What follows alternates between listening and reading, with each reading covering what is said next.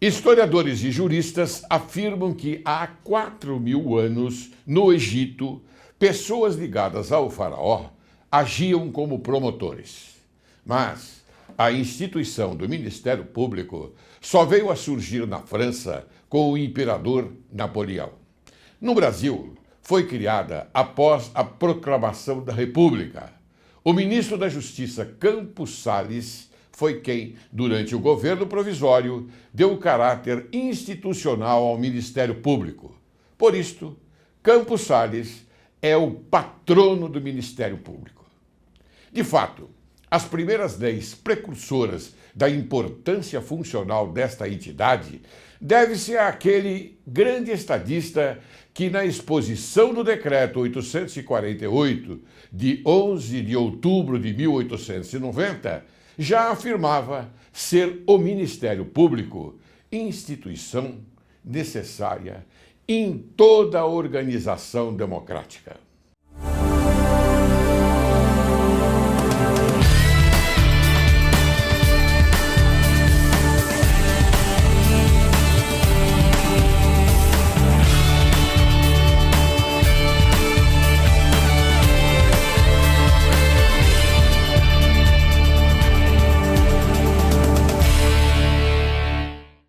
Direito e Justiça em Foco é o teu programa e este é o teu país. A comunicação do promotor, o uso da palavra e a sua oratória é que evidencia a clareza dos fatos jurídicos. O advogado procura convencer o júri de que o seu cliente está com a justiça e o Ministério Público procura fazer as coisas tal qual elas realmente são. Hoje, de forma inédita, você vai conhecer os meandros da instituição que defende a sociedade brasileira, o douto órgão do Ministério Público. E para isso, convidamos o excelente Procurador de Justiça do Estado de São Paulo, doutor Márcio Fernando Elias Rosa. Ingressou no Ministério Público em dezembro de 1986. Foi promovido a Procurador de Justiça em 2009. É Procurador de Justiça na Procuradoria da Justiça de Difusos e Coletivos. Professor emérito da Faculdade Presbiteriana Mackenzie.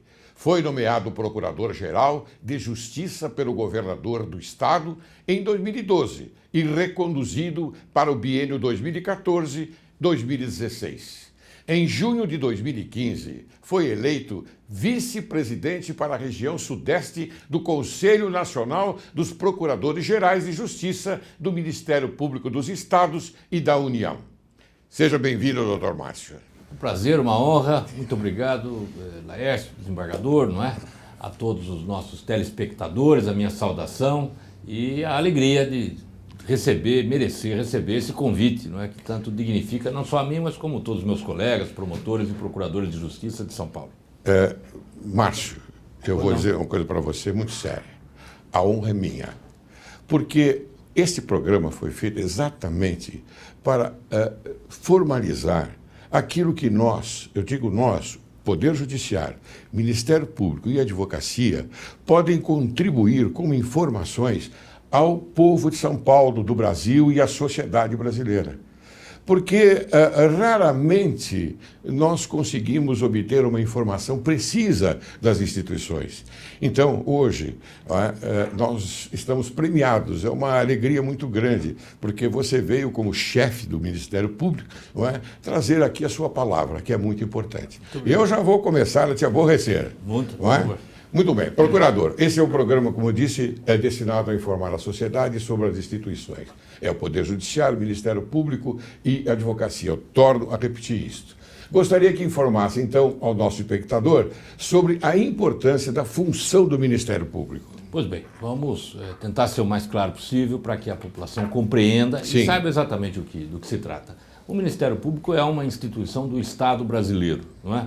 Quando eu digo do Estado brasileiro é porque existe no contexto de todas as instituições que estão aí colocadas desde sempre, ao lado dos poderes do Estado. Nós temos 3 poderes, o Legislativo, o Executivo, o Judiciário, e o Ministério Público surge como uma instituição autônoma, dotada de autonomia, de independência política em relação aos três poderes do Estado, para atuar em defesa de direitos e de interesses que dizem respeito a toda a sociedade. Nós sabemos que, muitas vezes, a lei declara um direito a alguma pessoa ou algumas pessoas, e quem defende, no caso de violação ou de ameaça de violação, esse direito é aquele que titulariza. Então, o sujeito que é proprietário de um imóvel e celebra um contrato de locação pode ir buscar em juízo a defesa desse seu direito. Claro. Né? Direito de propriedade, por exemplo. O trabalhador, o direito à remuneração, o seu salário e tal. Mas há uma categoria de interesses e de direitos que superam a esfera meramente individual para ser coletiva ou ser difusa em meio a todos, dizem respeito a todos. O Ministério Público é a instituição concebida para defender esse tipo de direito, não é? Que pertence a todo mundo, sem que pertença a ninguém, certo, individualmente. É o caso do meio ambiente, é o caso do patrimônio público, da moralidade, da mobilidade urbana, ou na atuação criminal, que é mais conhecida, a tal da justiça pública. Exato. Ou seja, fazer com que a lei seja aplicada, com que as pessoas eventualmente sejam punidas. Como fiscal da lei, né? Como fiscal da lei. É fundamental. O esteio da sociedade acaba sendo o judiciário. Eu sempre digo isso. O poder judiciário é o esteio da harmonização, do equilíbrio entre os poderes. Mas quem vai a juízo, em regra, em nome desses interesses que vão além da esfera meramente individual, é o Ministério Público. Por isso, Laércio e meus telespectadores, eu gosto sempre de dizer o seguinte: o Ministério Público não é e não será nunca um poder do Estado, mas ele é um poder da sociedade. É um poder da sociedade que se constitui toda vez que um promotor de justiça, com independência, atua em nome da sociedade. Certo. Ele se constitui perante o juízo, ele se constitui perante as autoridades. O Ministério Público tem este papel. O modelo que o Brasil adotou para o Ministério Público é muito singular. Ele não se repete em outros países, não. Mas aqui tem uma razão de ser. O Brasil é, lamentável e tristemente, um país marcado por graves injustiças sociais. É verdade. Uma desigualdade econômica terrível, uma desigualdade social terrível, e essas mazelas todas... Nós estamos convivendo com ela atualmente. Atualmente, exatamente. É da história republicana do Brasil. Claro. E o Ministério Público, então, é esse órgão, vamos chamar de instituição, a serviço da cidadania. Muito bem. Olha, eu tenho uma pergunta aqui que foi feita por um estudante de Direito.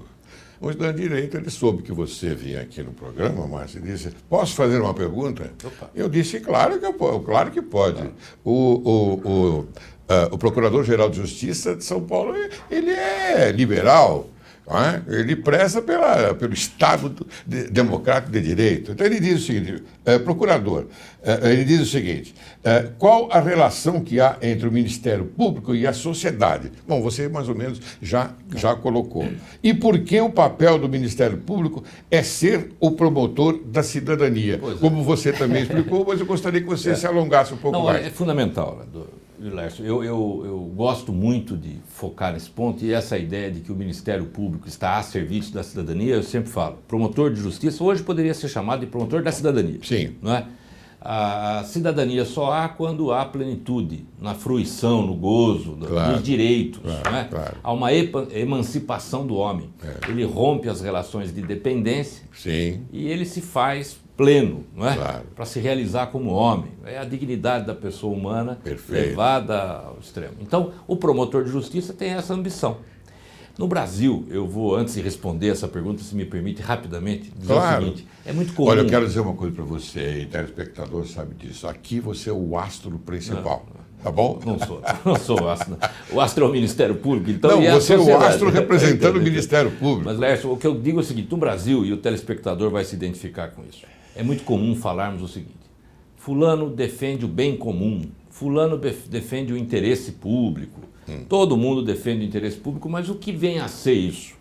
Defender o que, concretamente? Eu digo, para o Ministério Público, o interesse público, o bem comum, tem voz, tem vez, muitas vezes mora na rua, está desempregado, passa fome, passa frio, procura emprego, sofreu as agruras de um crime praticado, é a vítima de um delito, ou seja, é a criança, é o idoso, ou seja, e este é o papel do Ministério Público. Agora, a pergunta do nosso estudante de direito é: qual a relação que o Ministério Público estabelece com a sociedade? Eu digo, sem medo de errar, uma relação de dependência.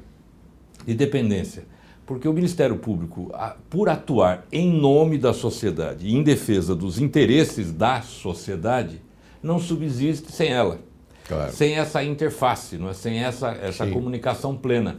O Ministério Público mantém uma relação propositiva e política institucional com os três poderes: o Judiciário é o nosso grande parceiro, o Legislativo, o Executivo, e uma relação de dependência com a sociedade. Daí porque ele precisa estar com as portas abertas. O Procurador-Geral precisa participar com muita honra de encontros como este, para apresentar para a sociedade a nossa potencialidade e ela nos demandar. Estamos a serviço dela. A sua resposta é bastante excelente. Eu tenho certeza absoluta que o nosso estudante está muito contente com ela. Muito bem, agora gostaria que você falasse um pouco sobre a criação das promotorias de justiça regionais. Esse é um projeto que foi apresentado agora para a Assembleia Legislativa. Espero que ao longo deste ano ainda ela venha a ser aprovado. E foi fruto de uma grande reflexão interna no Ministério Público. Você sabe, e as pessoas vão facilmente identificar, que no Brasil é da tradição que o Poder Judiciário e o Ministério Público se organizem em razão ou do território, da comarca, não é? Ou então em razão da especialidade, do júri, da fazenda pública, vara da família. Mas há questões que não respeitam a divisa entre os municípios ou as comarcas, que vão além das questões. É o caso, por exemplo, da região metropolitana, é o caso das questões urbanísticas, do meio ambiente. Eu costumo dizer que eu pego o carro aqui em São Paulo e desço para o Vale do Paraíba com muita alegria, ou para o Vale do Ribeira com muita alegria, e eu vejo que a questão urbanística é uma só, do centro de São Paulo até a distância, não é? Saindo da região metropolitana. Só o Judiciário e o Ministério Público é que se organizam dividindo e fracionando. Eu não quero cortar o seu raciocínio, mas o nosso presidente, José Renato Nalini, ele faz a mesmíssima coisa. Ele vai visitar todas as comarcas. Sem dúvida. Vai visitar por quê? Porque é lógico, não seria uma obrigação dele, mas é para expandir, não é, a produtividade do judiciário.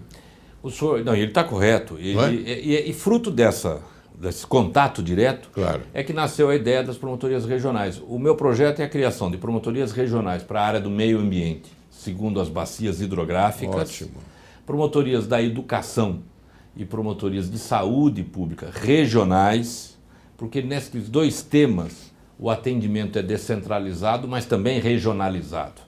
Muitas vezes a saúde básica é no pequeno município, mas o hospital de retaguarda está no grande município. E corre o risco de litigar tanto no pequeno município quanto litigar ou judicializar a questão no grande município. Eu tenho uma frase que eu gosto de falar para os meus colegas, vou repetir aqui e todos vão concordar. A mãe que procura o promotor de justiça querendo uma vaga na creche para o seu filho, ou que procura para a obtenção de um remédio, um atendimento na área da saúde, ela não quer frequentar o gabinete do promotor ou a sala de audiência ou o gabinete do magistrado, nem o escritório da advocacia. Ela quer o filho na escola, o seu parente no hospital, sendo atendido. Ela quer alcançar o objetivo dela. Nós não podemos nos perder, não é? Criar dificuldade, judicializar questões que devam ser resolvidas antes de chegarem ao Poder Judiciário. O Ministério Público não atua só perante o Poder Judiciário. O senhor sabe, o inquérito civil, as recomendações, a audiência pública, e tende a concretizar a justiça, sobretudo no campo dos direitos sociais, esses que nós estamos mencionando, com maior eficiência e com maior eficácia. Eu costumo dizer, procure o promotor de justiça da sua cidade. Se for possível, ele resolverá, não é? Sem a judicialização. Tanto melhor para todos, sobretudo para quem precisa do direito. Agora, a regionalização, ela pode ser, e eu acredito nisso, um contributo para este trabalho. Economia de recursos humanos, rapidez na solução do problema e melhor atendimento para a população. Seria um processo de mediação, não é? Mediação, quer dizer, entre o Ministério Público e aquele que naturalmente vai procurá-lo para resolver um problema. Antes, como você bem disse, a judicialização ela não é necessária. Não. Pode-se resolver um problema sem o recurso dela. Sem dúvida. O senhor sabe que o MP não deixa de ser um grande mediador de conflitos entre a sociedade e os poderes do Estado. Muitas vezes, não é? Muitas vezes. Às vezes, na verdade é com quem detém o poder. Às vezes é o poder econômico, na área do consumidor, por exemplo. É o fabricante, é aquele que comercializa um produto e, de outro lado, o consumidor. O promotor de justiça tende a ser um mediador desse conflito para fazer com que a lei tenha efetiva aplicação. Daí a ideia de fiscal da lei. Aqui vai um elogio muito grande, porque eu tenho uma pergunta a fazer a você agora, que eu gostaria que você se estendesse um pouco a respeito dela, porque acabou de ser oficializada a Promotoria de Justiça de Combate à Violência Doméstica. Segundo sabemos, a lei foi sancionada agora, no dia 21 de julho, pelo nosso querido governador. Qual é a relevância dessa lei para a população, Márcio? Olha, eis aí um tema que desperta também um imenso orgulho no Procurador-Geral, no Ministério Público. Nós temos um trabalho de aproximadamente há 3 anos, realizado com alguns promotores, notadamente promotoras de justiça, aqui na capital, que era um projeto piloto, um grupo de atuação especial de combate à violência de gênero e violência doméstica. Fruto do êxito desse trabalho, nós conseguimos apresentar para a Assembleia um projeto de lei, a iniciativa foi minha, foi aprovada e o governador de fato sancionou recentemente. Nós vamos ter agora, no segundo semestre, a criação de uma promotoria especializada. Em primeiro lugar, o que é isso? Né? Uma promotoria especializada, como tem promotoria de família, meio ambiente, consumidor, o que já mostra a importância do tema, violência doméstica, violência contra a mulher, sobretudo. Por outro lado, confirma a ideia de que nós precisamos ir além do trabalho só repressivo. Nós temos hoje 67 mil processos este ano em andamento, em que o Ministério Público já fez intervenção, processos criminais em que o Ministério Público atuou só na capital. Eu vejo que número absurdo. Absurdo. Nós temos dados estatísticos que mostram que esse ainda é um flagelo da sociedade brasileira, um problema cultural gravíssimo, a violência contra a mulher. Os dados estatísticos não abonam, não nos orgulham, não. O Brasil ainda figura em 7º lugar no ranking internacional de homicídios praticados contra mulheres. Para que tenhamos todos uma ideia, na América do Sul só perdemos para a Colômbia, na Europa perdemos só para a Rússia. Ou seja, é um problema gravíssimo, né? Há outros aspectos sobre os quais eu me baseei para apresentar este projeto. Esta promotoria desenvolverá trabalhos em parceria com o governo do Estado, grande apoiador desta iniciativa, com o município de São Paulo, com o Legislativo e até mesmo a União nos tem auxiliado. Você acha que, por exemplo, esse problema ocorre mais nos bolsões mais pobres da população? Olha, há dados... É uma pergunta que eu faço porque acho que interessa bem o telespectador nesse aspecto. Não, esse é um tema que merece mesmo muita reflexão, não é? Eu digo para você que eu acho que não. Acho que não.